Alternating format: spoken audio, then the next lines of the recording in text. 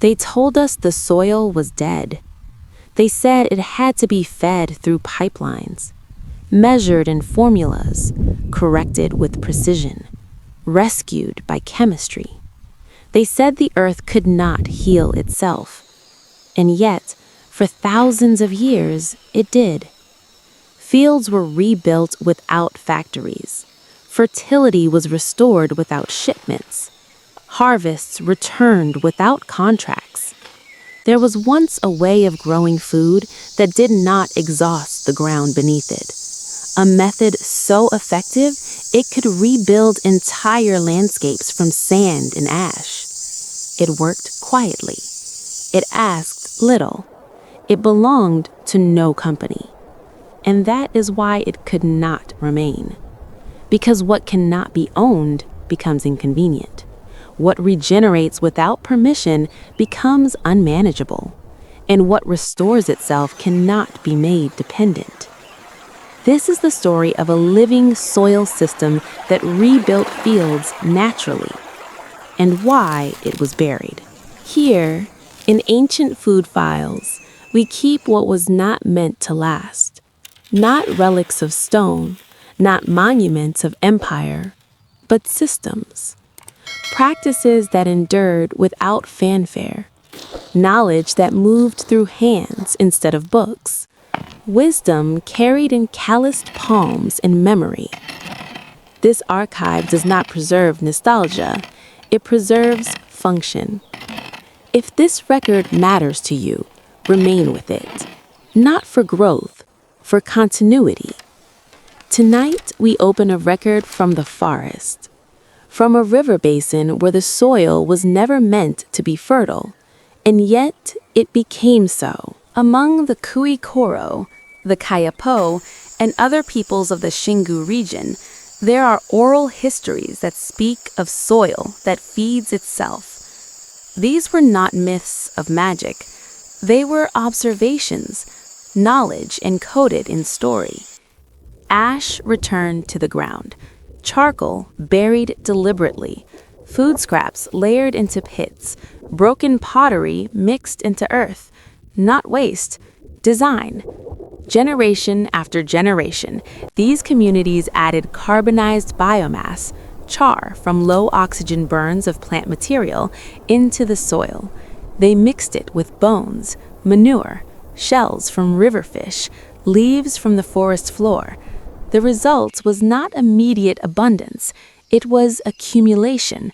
Over decades, over centuries, soil that would otherwise fade into sterility became permanently enriched. Terra preta patches today can reach depths of 2 meters. Archaeological evidence dates some sites to as early as 450 BCE. This was not accident. It was intention sustained across lifetimes. Charcoal is what remains after fire has taken everything else. But biologically, it behaves differently from ash. Where ash dissolves quickly, charcoal endures. Its structure is porous. Microscopic cavities riddle its surface. Each cavity becomes shelter for bacteria, for fungi, for the unseen networks that animate soil. Charcoal does not feed plants directly. It feeds the life that feeds plants. Its carbon is stable, resistant to decay, locked away for centuries. Modern science calls this material biochar, but it is an old invention. In living soil systems, charcoal acts like a skeleton, a framework that holds nutrients, a sponge that retains water, a refuge for microorganisms during drought and flood. In the Amazon, where rains can wash minerals away in a single season, this mattered. The black earth resisted erosion, held phosphorus, stored nitrogen, improved structure. Even today, centuries after the original communities declined or were displaced, terra preta remains fertile without additional input. Fields abandoned for generations can be replanted and still yield. This is not a temporary amendment, it is transformation. In the western Amazon basin, where the great river bends through what is now Brazil, lies a contradiction. The natural soil of the region is thin, acidic, leached by rain, stripped of nutrients by centuries of tropical downpour. European agronomists once declared it unsuitable for sustained agriculture.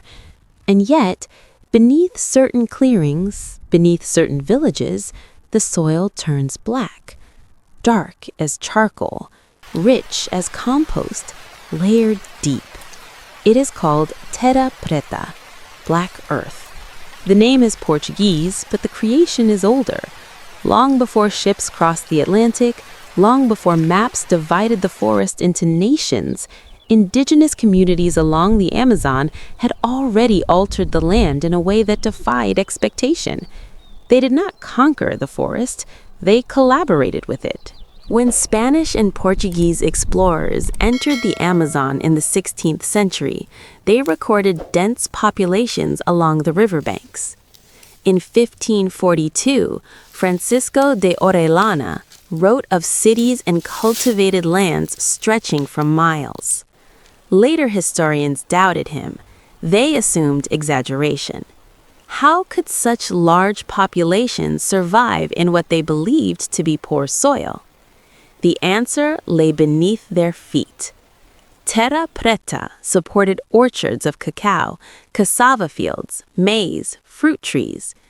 When European diseases swept through the region in the 16th and 17th centuries, indigenous populations collapsed. Communities vanished. Fields were abandoned. Forests reclaimed clearings. But the soil remained. Archaeologists in the 20th century began to notice these dark patches while surveying the Amazon. In the 1960s, Dutch soil scientist Wim Sombroek documented extensive areas of black earth across the basin. He recognized that these soils were human-made. Later radiocarbon dating confirmed ages spanning from 500 BCE to 1500 CE. The black earth had endured floods, heat, and neglect. It did not revert. It did not degrade. It persisted. In Europe, during the same centuries, fields were exhausted repeatedly. Slash and burn cycles cleared forests. Crops drained nutrients. Land was abandoned when yields fell. Agriculture expanded outward, always seeking fresh soil. In the Amazon, expansion was not required. The soil itself was renewed.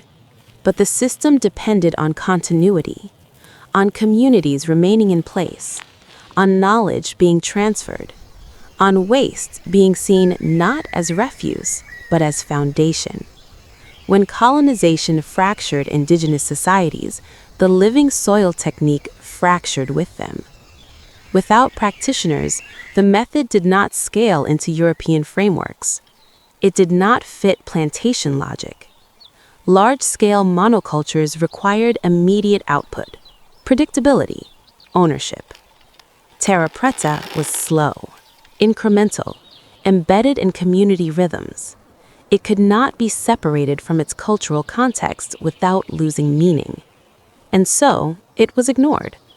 Not through conspiracy, through preference, through economic gravity, through the logic of efficiency. Centuries later, industrial agriculture rose on a different premise. Soil was treated as medium, an inert platform to hold roots. Fertility was externalized, nitrogen synthesized through the Haber-Bosch process in the early 20th century, phosphorus mined, potassium extracted, nutrients delivered in measured doses. Yields increased dramatically, but something subtle changed. Soil became dependent. Without constant input, productivity fell. Organic matter declined. Microbial diversity narrowed. Erosion accelerated. Dust storms in the United States during the 1930s revealed what happens when structure collapses. Topsoil, once accumulated over millennia, lifted into the sky. In contrast, Terra Preta held firm. Its carbon framework anchored nutrients and resisted leaching. Its microbial life remained robust. But industrial systems had momentum. They favored uniformity, standardization, scalability. A soil technique that required local materials, time, and decentralized control was unmanageable. It could not be patented in its original form. It could not be monopolized. It regenerated without subscription. And so it was sidelined. In the late 20th century, soil scientists returned to the Amazon with new tools. Microscopes revealed microbial abundance in Terra Preta far exceeding surrounding soils. Chemical analysis showed elevated levels of phosphorus, calcium, and stable carbon. Researchers began controlled experiments. They replicated the addition of biochar to degraded soils. Results were measured: increased water retention, improved nutrient availability, higher crop yields in nutrient-poor conditions. The science did not invent the technique, it confirmed it. Yet, adoption remains limited. Large-scale agriculture relies on speed, on immediate return. Biochar production requires biomass collection, controlled burning, distribution. It is slower than pouring fertilizer, and so it remains peripheral. The logic persists. What can be standardized dominates. What requires patience waits. Now the climate shifts. Rain patterns intensify. Drought lengthens. Soil degradation spreads across continents. In this context, a soil system that builds itself over time becomes less curiosity and more preparation. Terra Preta was layered, incrementally enriched. It required viewing waste as future fertility. It required thinking beyond immediate harvest. The Black Earth asks for decades. It answers with centuries. The knowledge was not lost, it was ignored. Nature does not require permission to persist. Carbon, once stabilized, remains. Microbes, once sheltered, multiply. Soil, once structured, resists collapse. The living technique that rebuilt fields in the Amazon did not disappear because it failed. It disappeared because it succeeded outside the logic of ownership. It fed people without creating dependency. It built fertility without invoices. It thrived in autonomy. And autonomy is difficult to manage. If this knowledge feels worth carrying forward, remain with ancient food files, not for novelty, for preservation, because the soil is patient, and time, when given space, restores what systems discard. The earth waits. It has always known how to rebuild.